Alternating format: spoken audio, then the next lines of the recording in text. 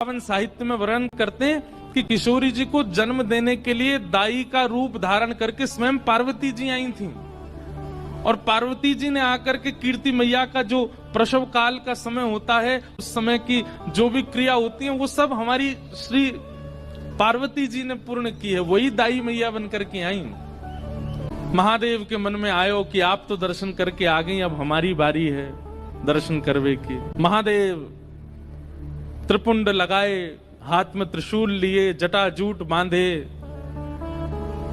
1 वर्ष पहले तो नंदगांव गए थे, वहां लाला को दर्शन करके आए। अब 1 वर्ष बाद जब बरसाने पधारे हैं, द्वार पर जोगी आया है। एक जोगी आयो है और जोगी को देख करके सब सखियां दौड़ी, कीर्ति मैया से जाके बोली, मैया एक जोगी आयो द्वार पे,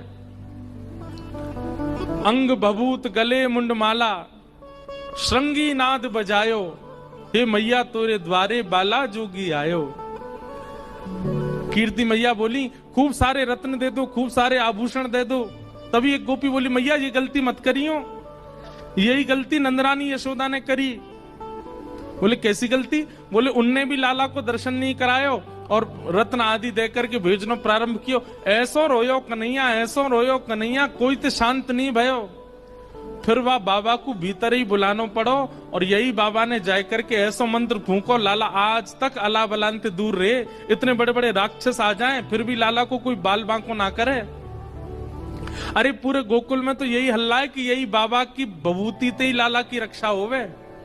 मैया हमारी लाली ऐसी सुकुमारी जन्मी है, आप या बाबा को बाहरते बाहर मत जान दो, भीतर बुलाए लो और या जोगी बाबा तेने लाली के बारे में पूछ लो। बंधुओं, महादेव सतत राम नाम जपते हैं, ये तो सबको पता है, पर महादेव के कंठ में, महादेव के हृदय में, महादेव के चित्त में सदा श्री किशोरी जी का गुणानुवाद चलता रहता है। ये हमारे ब्रज के लोग ही जानते हैं। राधा कृपा कटाक्ष स्तोत्र का निर्माण स्वयं महादेव ने किया है।